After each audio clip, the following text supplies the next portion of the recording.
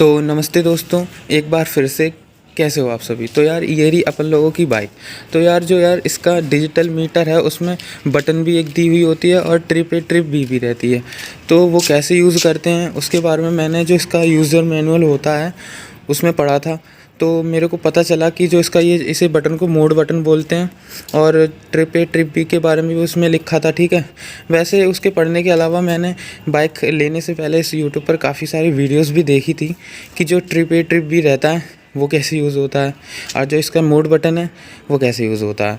तो जो trip B है यार, वो सभी अपने हिसाब से बताते हैं। ठीक है, कोई कैसे भी इसका माइलेज कैलकुलेट कर सकते हो इसका, है ना। तो लेकिन जो इसका यूज़र मैनुअल में लिखा है जो मैंने पढ़ा है, और वही मुझे ज़्यादा पसंद है। क्योंकि जो यार trip A trip B, trip के नाम से क्या आपको पता चल रहा है, ट्रिप के नाम से आपको ये पता चल रहा है ना, ट्रिप यानी कि वो कहते नहीं है हम लोग नॉर्मल भाषा में कि हम चल रहे हैं यार, चलो चलते हैं किसी ट्रिप पे। तो वही सब है यार, ट्रिप ए ट्रिप बी वही दोनों हैं। ठीक है ना, तो वो देखेंगे। और एक इसका जो यार साइड स्टैंड वाला फंक्शन है, ये ऐसा है, मैंने इसको ट्राई कर रखा है। ये वाला जो पार्किंग वाला फंक्शन है, ये अगर इसको हम नीचे करते हैं और बाइक स्टार्ट करते हो, गियर डालोगे तो चलेगी नहीं, वो भी आपको दिखाते हैं। ठीक है, और एक चीज़ और यार, अभी हम शाम के समय वीडियो इसलिए रिकॉर्ड कर रहे हैं क्योंकि इससे पहले वीडियो में जो मैंने आपको दिखाया था ना, मॉडिफिकेशन कैसे करवाया था, जो नॉर्मल चीज़ें लगवाई, रिम टेप लगवाई थी और इसका जो वो लगवाया था आगे का हेडलाइट पे जो कवर है वो लगाया था। तो आप इसमें देखो कि जो इसकी रिम टेप है बाइक की वो किस तरह से चमक मार रही हैं। तो यार ये रिम टेप ब्लू कलर की है और ये रिफ्लेक्टिव रिम टेप है। उस वीडियो में मैंने आपको दिन में दिखाया था इसलिए पता नहीं चल पा रही थी, लेकिन इस समय देखो ये रिम टेप कैसे चमक मारती है। तो ऐसा नहीं है कि मैंने ये लाइट लगवाई है रिम वाली, वो लाइट वाइट नहीं है, ये सिर्फ नॉर्मल टेप है, रिम टेप जो कलर वाली रहती है। और ये देखो रिफ्लेक्टर। ठीक है, तो जो इसके जो रिफ्लेक्टर हैं, अगर आपकी हेडलाइट कोई भी लाइट आपकी बाइक के वो काम करे या ना करे, रिफ्लेक्टर अपना काम ज़रूर करते हैं। तो इसीलिए रिफ्लेक्टर लगाने ज़रूरी होते हैं बाइक में। आप ये देखो जो इसका रिम टेप है वो क्या मस्त तरीके से चमक मार रहा है। ठीक है, और ये पिछले वाला रिम टेप है, इसे दिखाते हैं और फिर आपको ट्रिप भी देखते हैं। जो मैंने पढ़ा है वीडियो में, मतलब उसके यूज़र मैनुअल में, वो दिखाएंगे। मैंने भी यार, मेरे को ये फंक्शन ऐसे पता नहीं चलते, मैंने भी पढ़ा ही है यूट्यूब पे ही, आपकी तरह देख देख के पता चला है मुझे भी। तो देखो यार ये टेप ही है, कोई लाइट वाइट नहीं है, ब्लू कलर की रिफ्लेक्टिव रिम टेप है ना। तो अब आप देख सकते हो क्या मस्त तरीके से ये चमक मार रही है। और इसका जो यार मीटर वाला बटन है इसके बारे में भी मुझे पता नहीं था, ये भी मैंने यूज़र मैनुअल में देखा और यूट्यूब पर पहले देख भी लिया था कि इसके बटन का कैसे यूज़ रहता है। लेकिन वो अपने हाथ से फील करते हैं ना, उसका अलग ही मज़ा आता है ना। तो देखो ये इसकी खोल के दिखाते हैं, जो ट्रिप है वो ट्रिप भी वो कैसे यूज़ करते हैं। और एक चीज़ और देखो यार, मैं आपसे, जो इसके रिफ्लेक्टर हैं वो क्या मस्त तरीके से रिफ्लेक्ट मारते हैं। देखो, तो जब भी यार लाइट हो या लाइट होना भी ज़रूरी है, लेकिन रिफ्लेक्टर बहुत ज़्यादा मेन होते हैं। क्योंकि अगर कोई लाइट पड़ रही है इस पर सामने से, तो ये रिफ्लेक्ट करते हैं, तो पता चल जाता है उस बंदे को कि आगे कोई गाड़ी है या पीछे कोई गाड़ी है, ऐसे पता चल जाता है। तो ऐसा नहीं है अभी फ्लैश लाइट ऑन है इसलिए रिम टेप चमक रही है, और कहीं से अगर किसी वाहन की इस पर रोशनी पड़ेगी तो भी ये रिम टेप चमकेगी। देखो यार, ऐसा लग रहा है जैसे कि किसी ने लाइट लगाई है उसमें। मुझे तो काफ़ी अच्छा लग रहा देख के यार, मज़ा ही आ गया। तो जो इसका ट्रिप है, ट्रिप भी वो देखते हैं। तो शाम के समय इसीलिए वीडियो रिकॉर्ड करिए कि पता चल जाए ये लाइट जल रही है वो जल रही है। ठीक है ना, इसके जो ये लाइट्स यहाँ पे रहती है वो भी जितना मुझे अभी तक मैंने पढ़ के पता किया है वो दिखाते हैं। ठीक है आपको, और इसका ये बटन भी। ठीक है, बटन के लिए मैं यार ज़्यादा उत्साहित था जब बाइक नहीं ली थी, उससे पहले ही मेरे को ऐसी चीज़ों में ज़्यादा मज़ा आता है इसको दबाने में। तो हर्ष यार खोलिए इसको। तो देखो ये कुछ इसका फंक्शन ऐसे आता है, हेलो तरुण कुमार। ये मुझको इसका फंक्शन ज़्यादा अच्छा लगा, इसमें मेरा नाम भी लिख के आ रहा है। तो इस समय ये जो है ये ऑडोमीटर पे सेट आप देख लो, है ना।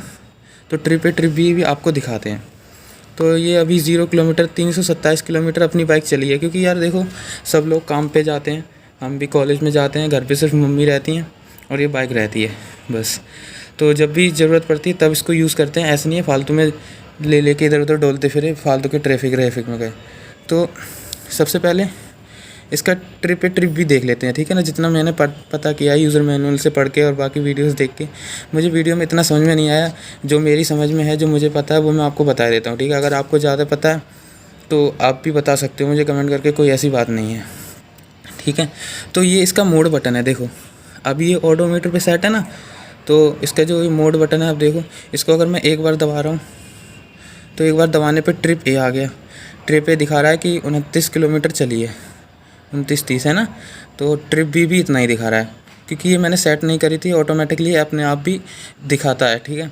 तो जैसे कि अब जैसे ये ट्रिप बी हो गई, अभी इस पर ये 29 किलोमीटर दिख रहा है, ऑलमोस्ट 30 होने वाला है। तो इसको जीरो कैसे करेंगे, इसे रीसेट कैसे करेंगे।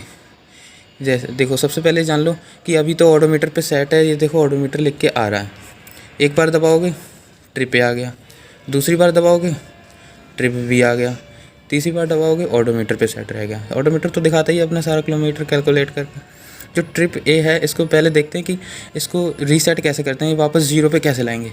तो देखो अभी ऑडोमीटर आ गया, ट्रिप ए आ गया। अब देखो इसको मैं थोड़ी देर तक दबा के रखता हूँ बटन को, है ना, प्रेस करके। देखो ये अभी दबा के रखता हूँ, तो ये देखो थोड़ी देर मैंने दबा के रखा, ये जीरो हो गया।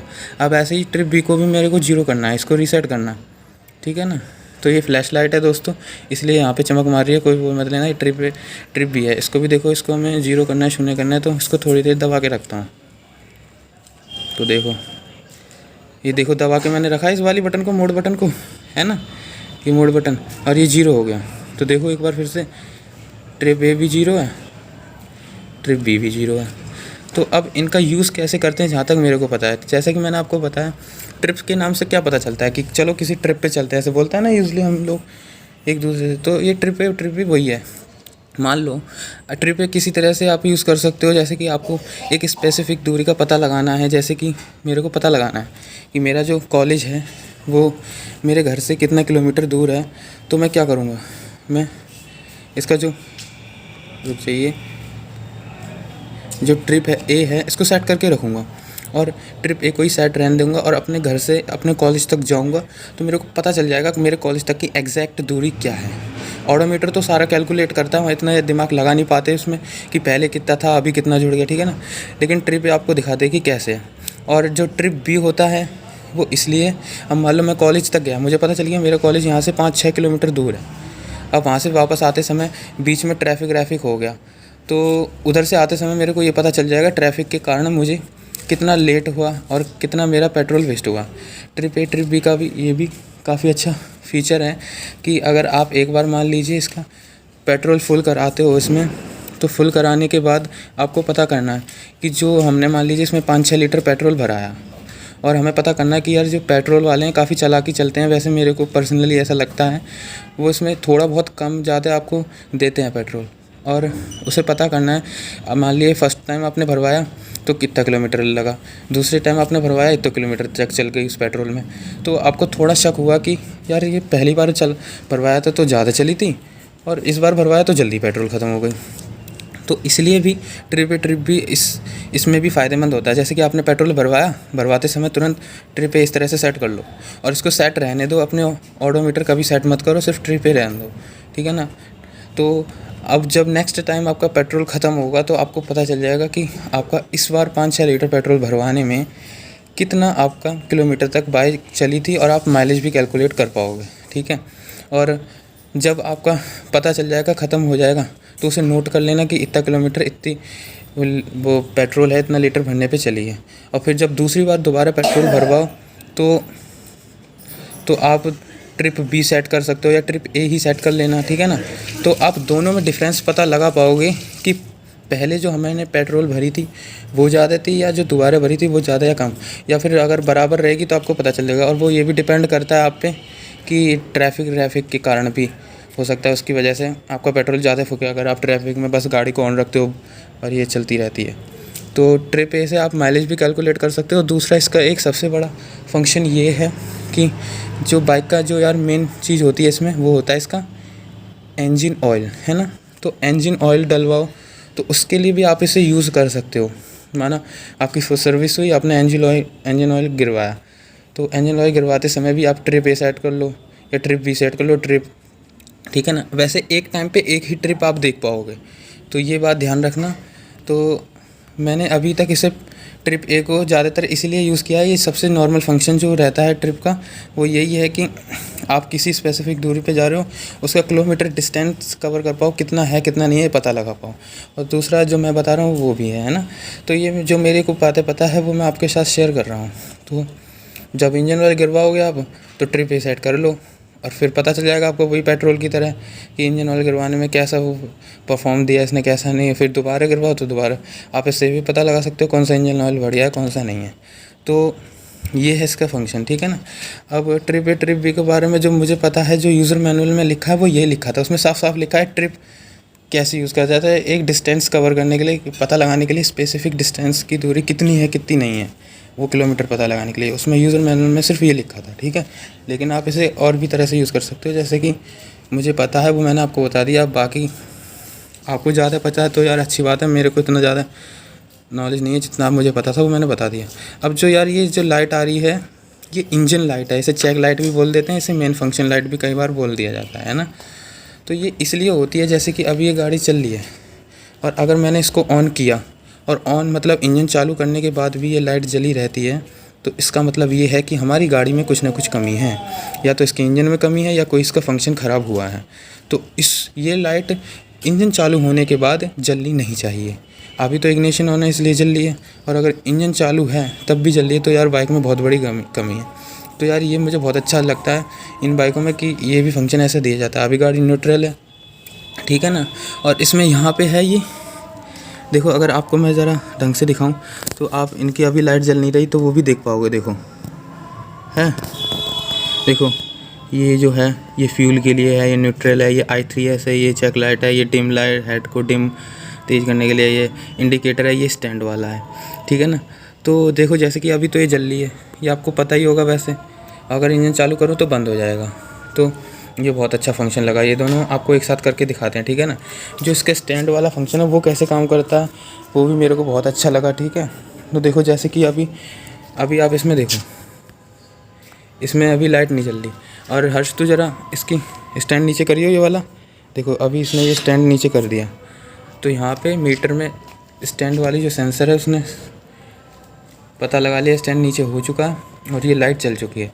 अब अगर मैं गाड़ी को ऑन करता हूँ और गियर डालता हूँ, और गियर डालने पे ऑटोमेटिकली बंद हो जाएगी। क्यों? क्योंकि हमने स्टैंड ऊपर नहीं किया, इससे दुर्घटना हो सकती है, बाइक को भी नुकसान हो सकता है, आपको भी हो सकता है। तो स्टैंड होती है ना लोगों की बहुत सारी आदत कि अपना स्टैंड बस जल्दबाजी में आए, गाड़ी चालू करी, स्टैंड चाहे लगाओ या ना लगाओ, भाग लिए।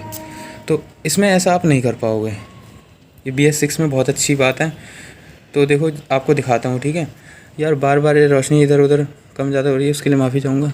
तो देखो जैसे कि ये सेल्फ़ स्टार्टेड है, बस हमने ज़रा सा इसको सेल्फ़ स्टार्ट मारा, ये चालू, तो ज़रा सा क्लिक में चालू हो जाती है। तो देखो वो जो इंजन लाइट थी वो जा चुकी है ना। तो यार माफ़ करना, अभी बाइक चालू है इसलिए थोड़ा साउंड आपको बाइक का भी सुनाई देगा।